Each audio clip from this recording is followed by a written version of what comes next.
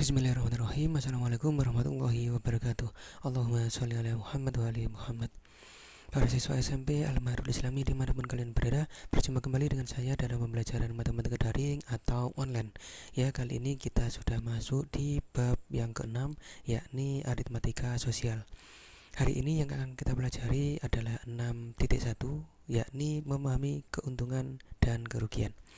Sebelumnya marilah kita berdoa terlebih dahulu agar pembelajaran kali ini berjalan dengan lancar. Berdoa mulai. Selesai ya, untuk mempersingkat waktu langsung saja kita mulai pembelajaran hari ini.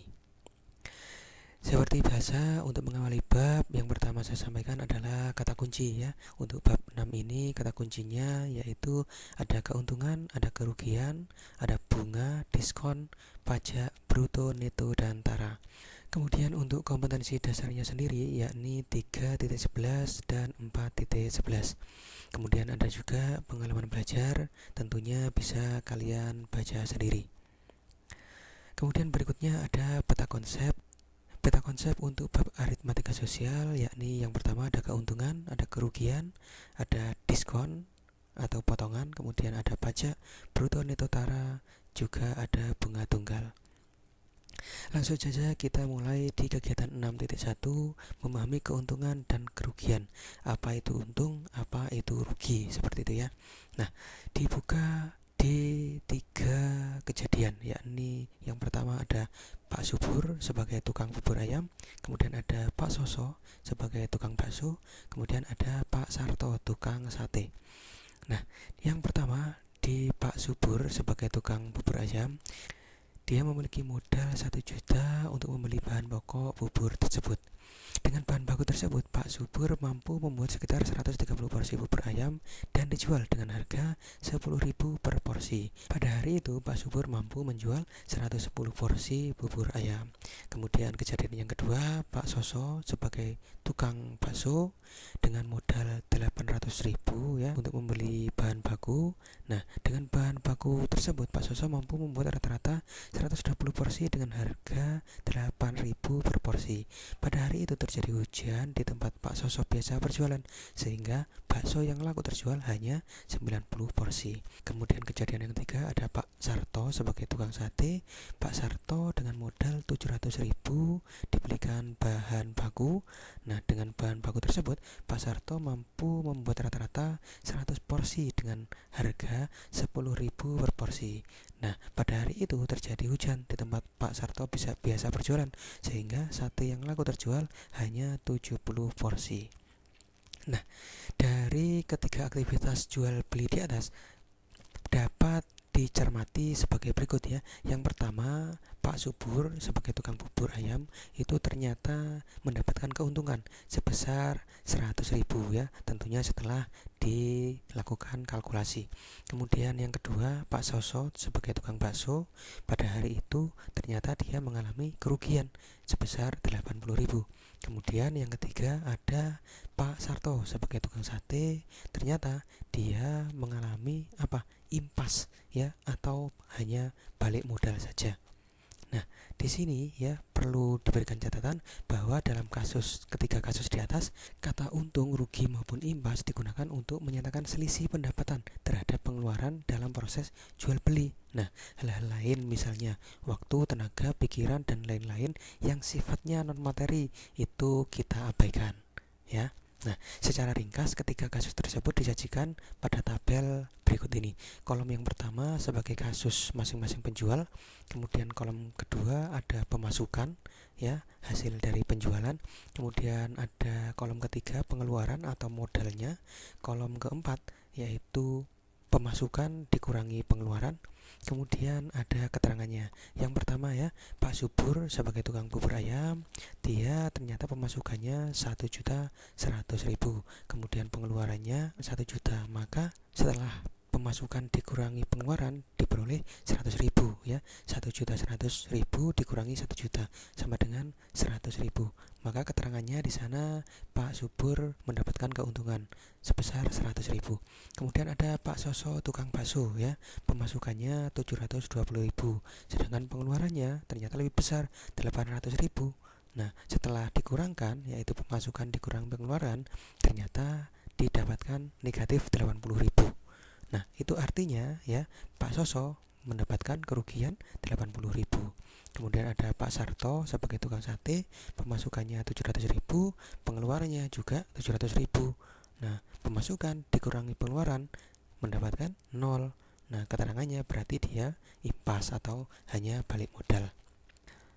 Bisa difahami ya dari ketiga kejadian atau ketiga kasus tersebut. Nah, kemudian berikutnya adalah persentase keuntungan. Persentase keuntungan digunakan untuk mengetahui persentase keuntungan dari suatu penjualan terhadap modal yang dikeluarkan. Misalnya ya, ini sebagai lambang saja bahwa PU itu persentase keuntungan. Kemudian HB-nya harga beli atau modalnya, HJ-nya harga jual atau total pemasukan. Persentase keuntungan dapat ditentukan dengan rumus PU sama dengan HJ dikurangi HB dibagi HB dikali 100%. Contohnya misalnya, Pak Dedi membeli suatu motor bekas dengan harga 4 juta. Dalam waktu 1 minggu, motor tersebut dijual kembali dengan harga 4.200.000. Tentukan persentase keuntungan Pak Dedi. Caranya ya, alternatif penyelesaian yang pertama ya, sebelum menentukan persentase keuntungan, kita menentukan keuntungan U yang diperoleh Pak Dedi terlebih dahulu.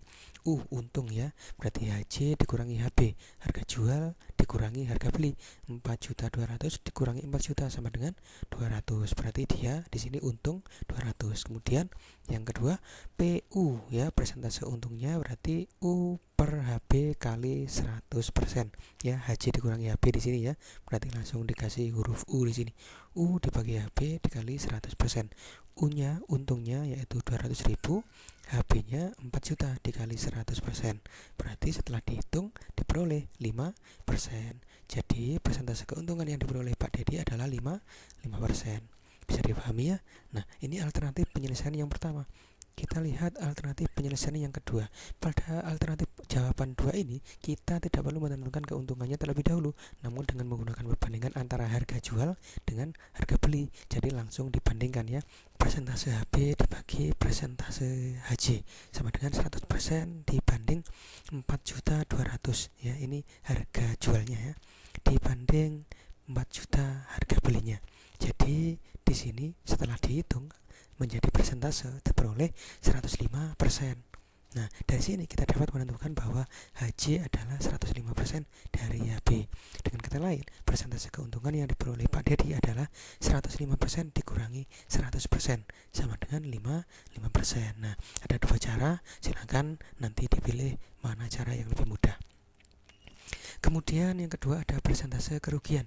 Persentase kerugian digunakan untuk mengetahui persentase kerugian dari suatu penjualan terhadap modal yang dikeluarkan. Misalnya pakai huruf lagi ya, PR. Nah, tadi ada PU persentase keuntungan, sekarang PR persentase kerugian. Ada sama ya di sini, HB harga beli atau modal, kemudian ada HJ harga jual atau total pemasukan. Persentase kerugian dapat ditentukan dengan rumus PR sama dengan HB dikurangi HJ dibagi HB kali 100%. Nah, di sini ada keterangan ya bahwa karena yang dihitung adalah persentasenya, maka orang dengan keuntungan lebih besar belum tentu persentase keuntungannya juga lebih besar. Ini cukup diketahui saja. Contohnya ya, misal Pak Rudi membeli sepetak tanah dengan harga 40 juta. Karena terkendala masalah keluarga, Pak Dedi terpaksa menjual tanah tersebut dengan harga 38 juta. Tentukan persentase kerugian yang ditanggung oleh Pak Rudi. Caranya sama ya. Ada alternatif penyelesaian yang pertama. Sebelum menentukan persentase kerugian, kita menentukan kerugian R yang diperoleh Pak Rudi terlebih dahulu. Ya, R-nya berarti HJ dikurangi HB, yaitu 40 juta dikurangi 38 juta sama dengan 2 juta. Ini ruginya.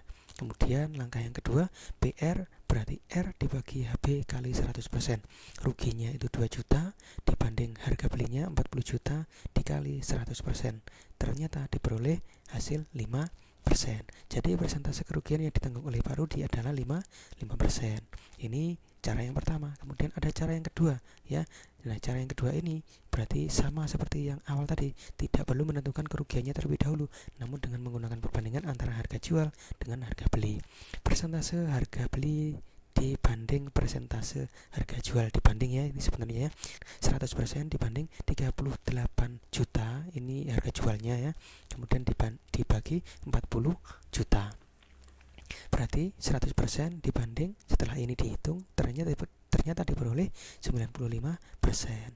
Dari sini kita dapat menentukan bahwa HJ adalah 95% dari HB. Dengan kata lain, persentase kerugian yang ditanggung oleh Pak Rudi adalah 100% dikurangi 95% sama dengan 5%. Bisa dipahami ya? Bisa, karena sangat gampang sekali. Berikutnya langsung masuk latihan. Ayo kita berlatih 6.1. Kalau di dalam buku paketnya ada di halaman 76.